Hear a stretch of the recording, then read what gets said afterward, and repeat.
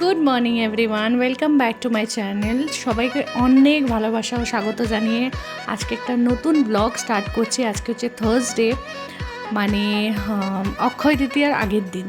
তো আমি তোমাদেরকে ভয়েস দিচ্ছি অক্ষয় তৃতীয়ার দিন, কারণ সত্যি কথা বলতে ব্লগ তো বানাচ্ছি কিন্তু ভয়েস দেওয়ার একদম সময় পাচ্ছি না।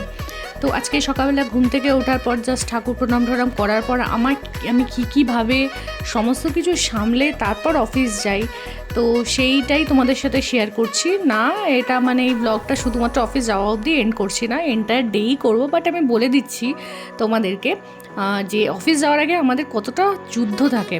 ডেফিনেটলি হাউসওয়াইফদের তো সারা দিনই ঘরে কাজে চলে যায়, আমরা তো তাও অফিসে গিয়ে সত্যি কথা বলতে অফিসের কাজে একটুখানি কনসেন্ট্রেট করি। আমাদেরও ডিফারেন্ট স্ট্রাগল, যারা হাউসওয়াইফ তাদেরও ডিফারেন্ট স্ট্রাগল, কারণ আমিও ওই টাইমটা কাটিয়ে এসেছি, আমিও হাউসওয়াইফ ছিলাম, তাই আমি জানি।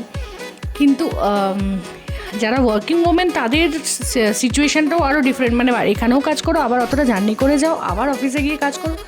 সেটাই মানে আমি মাঝে মাঝে কিছু জনের ব্লগ দেখি কি সুন্দর করে সামলায়, আমি তাদের পর্যায়ে একদমই পড়ি না।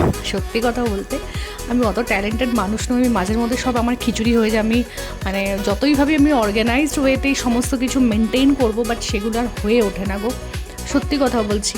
মানে আমি যথেষ্ট চেষ্টা করি কিন্তু মানে সেভাবে আর হয়ে ওঠে না। কি করব, আমি দেখি এক একজনকে সারা সপ্তাহে সবজি টবজি কেটে বক্সে বক্সে করে টিফিন মানে মানে ফ্রিজে ভরে রেখে দেয় খুব সুন্দর।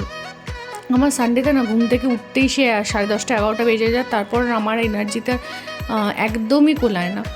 তো সেটাই তোমাদের সাথে আমি শেয়ার করছি যে আমার অফিস যাওয়ার আগে কতগুলো কাজ করে তারপর অফিস যায়। আমি সত্যি কথা বলতে অফিসে আমি 5 মিনিট 10 মিনিট 15 মিনিট এক দিন তো আধা ঘন্টা পর্যন্ত আমি লেট হয়ে যাই। কী করবো, আর কিছু করার নেই, কারণ আমার অফিসের ডিস্টেন্সটাও অনেকটা।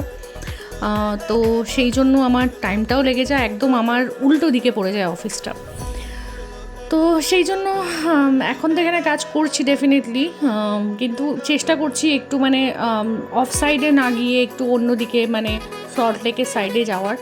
অপরচুনিটিও আসছে, প্রচুর কলসও আসছে, বাট ব্যাপারটা কী হয়ে যাচ্ছে বলো তো, মানে একটা জায়গায় কাজ করছি তো সেখানে একটা এক্সপেকটেশনস আছে, তো সেই মানে স্যালারি এক্সপেকটেশনসও বলতে পারো, আবার জব ডেজিগনেশন এক্সপেকটেশনসও বলতে পারো। তো সেই রকম আমি মানে আমার মনের মতো সেরকম পাচ্ছি না, পেলে ডেফিনেটলি যাবো। 2-3টে জায়গায় ইন্টারভিউ দিয়েছি, কারণ আমার এই যে অফিসটা ছাড়ার একটাই রিজন, মানে ছাড়ছি না এই মুহূর্তে, বাট আমার একদম অফ সাইডে হয়ে যাচ্ছে। তো সেই জন্য আমার খুব প্রবলেম হয়ে যায় মাঝের মধ্যে। মানে সত্যি কথা বলতে ভেহিকেল সেরকমভাবে অ্যাভেলেবেল নয় ওই সাইডটা, পাওয়া যায় কিন্তু না অনেকক্ষণ ওয়েট করতে হয়, মানে টানা আর কিছু পাওয়া যায় না। তো সেই জন্য খুব প্রবলেম হয়ে যায়। আর এই অফিস টাইমে তো সত্যি কথা বলতে মানে অটো যারা চালায় তারা যদি নিজেদেরকে কীভাবে মানে কি বলবো, এর থেকে মনে হয় বন্দে ভারত পাওয়া অনেক বেশি ইজি। যাই হোক, আমি বকওয়াস করছি তোমাদের সাথে, কি আর করা যাবে, যেটা সত্যি যেটা ফ্যাক্ট সেটাই বললাম। তো আজকে আমাদের প্রচুর কাজ আছে, মানে আফটার অফিস ভেবেছি একটুখানি স্পেন্সার যাব, তারপর আবার আমাদের ম্যারেজ রেজিস্ট্রি যেটা হয়েছে সেটার সার্টিফিকেটটাও তোলার আছে। জানি না কোনটা আলটিমেটলি করতে পারে, দুটো কাজ একসাথে একদমই সম্ভব নয়। তো আমাদের অফিসও শিফটিং চলছে তার মধ্যে, মানে আমি এখান থেকে গিয়ে আমাদের অফিস শিফটিংয়ে আমাদের সমস্ত ফাইলপত্র এভরিথিং, মানে একটা বাড়ি শিফট হওয়া মানে বা এই বাড়ি থেকে অন্য বাড়িতে যাওয়া বা ফ্ল্যাটে শিফট হওয়া টোটালি ডিফারেন্ট জিনিস। জাস্ট ফার্নিচারগুলো নিয়ে গিয়ে শিফট করিয়ে দেওয়া হয়ে গেল। কিন্তু অফিস শিফট করাটা না ভীষণ ঝামেলা, কোন ফাইল কোথায় রাখছি, কোনটা কিসের ফাইল, কোন ডকুমেন্টসটা বেশি ইম্পর্টেন্ট, কোনটা আমার ফাইল, কোনটা স্যারের ফাইল, কোনটা কার ফাইল, মানে এইরকম মানে আর পেশেন্ট ডিটেলস কোনটা 2020 কোনটা 2022, মানে এই সমস্ত রেকর্ডসগুলো আলাদা আলাদা করে বক্সে প্যাক করা, তারপর সেগুলো গিয়ে আবার আনপ্যাক করা, মানে কী যে ডিফিকাল্ট সেটা সত্যি কথা বলতে মানে আমি খুব ভালো করে বুঝতে পারছি। এই এক্সপিরিয়েন্সটা আমার একদম ছিল না, কোনো দিন কোথাও আমাকে ফেস করতে হয়নি, এখানেই আমাদেরকে ফেস করতে হচ্ছে। যে আমরা আমাদের অফিসটা যেখানে খুব প্রবলেম আমরা ফেস করছি, মেনলি জল নিয়ে খুব প্রবলেম ফেস করছি। তো সেই জন্য আরও স্যার ইনিশিয়েটিভ নিয়ে শিফট করালো। আর কিন্তু আমার অফিসটা একটু দূরেই হয়ে গেল জানো তো, মানে আগের ওয়াকিং ডিস্টেন্সটা যতটা না ছিল তার থেকে এখন আরও অনেক বেশি দূরে হয়ে গেছে। ওয়াকিংটাই আমার মোটামুটি অনেকক্ষণ টাইম লাগিয়ে নিচ্ছে। আগে তো তাও খুব ইজি ছিল, ফাটাফাট পৌঁছে যেতাম, তখনই মনে হতো কতটা দূর, কিন্তু এখন তো আরও দূর হয়ে গেছে। তো যাই হোক, ভগবানও চাইছে যে তুই এবার একটু হাঁট, তুই এমনি হাঁটবি না, তুই এক্সারসাইজের সময় পাচ্ছিস না, চল তোকে আমি এমন হাঁটাবো, অফিসে যেতে আসতে গেলে তো তোকে হাঁটতেই হবে, আর তখন তুই এমনিই রোগা হয়ে যাবি।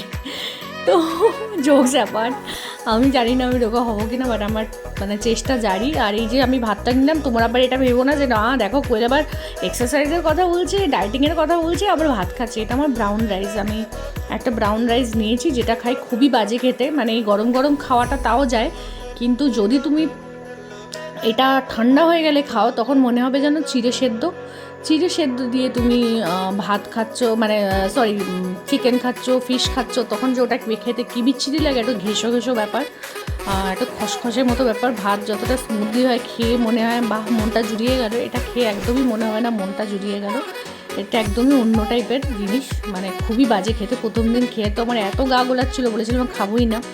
আর ট্রাস্ট মি, আমি একবার ব্রাউন রাইসটা খাওয়ার পর আর খাইনি, মানে কতদিন পড়ে থাকার পর তারপরে ও আমাকে বলছে যে আমরা ভাত খাচ্ছি সবাই, তুমি ভাত খাচ্ছ না, কেমন লাগছে একটু ভাত খাওয়ার। আমার তো একটু ব্লাড কম শরীরে, তার জন্য না ডায়েটিং করলে আমার খুব মাথা ঘোরে, তো মাথা ঘুরছে বলে ও সে জোর করে আমাকে বললো যে না ভাত খাও।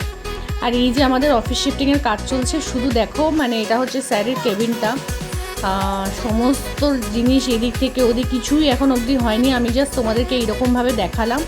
ডেফিনেটলি আমি তোমাদেরকে আরও ভালো করে দেখাবো। আর তোমরা হয়তো ভাববে যে এইরকম টাইপের অফিস কেন না, আমি কর্পোরেট সেক্টরে তো সত্যি কথা বলতে কর্পোরেট সেক্টরে আমি আগে করতাম, আমি এখন করি না, মানে যেগুলো বড় বড় এমএনসি কোম্পানিগুলো রয়েছে, এখন আমি যেটাতে করছি সেটা হচ্ছে এটা পুরোপুরি একটা হেলথ সেক্টর রিলেটেড। আমাদের মেনলি কাজ হয় তোমার কি বলবো, আমাদের অফিস পেশেন্ট পার্টি তো আমাদের অফিসে খুব একটা আসে না, আমাদের হসপিটাল, পেশেন্ট পার্টির বাড়ি, ক্লিনিক, ডায়াগনস্টিক সেন্টার, ডিস্ট্রিবিউটর, আমাদের এদের সাথে কাজ।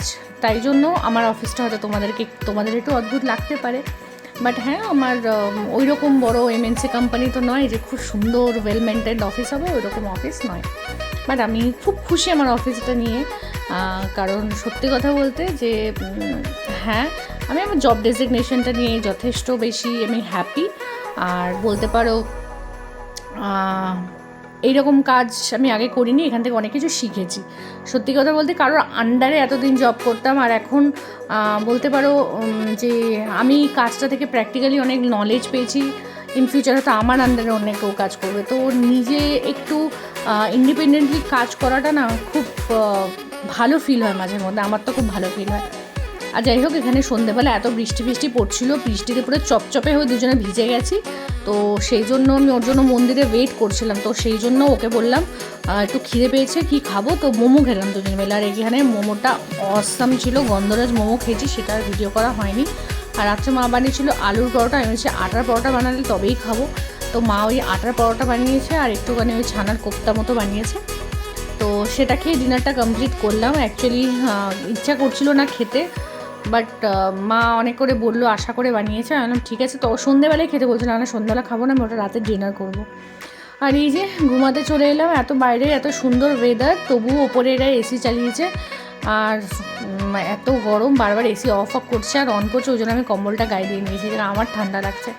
তো চলো আজকের ব্লগটা আমি এখানেই শেষ করলাম। তোমরা সবাই ভালো থেকো, সুস্থ থেকো, আর ডেফিনেটলি কমেন্ট করে জানিও ব্লগটা কেমন লাগলো। Good night.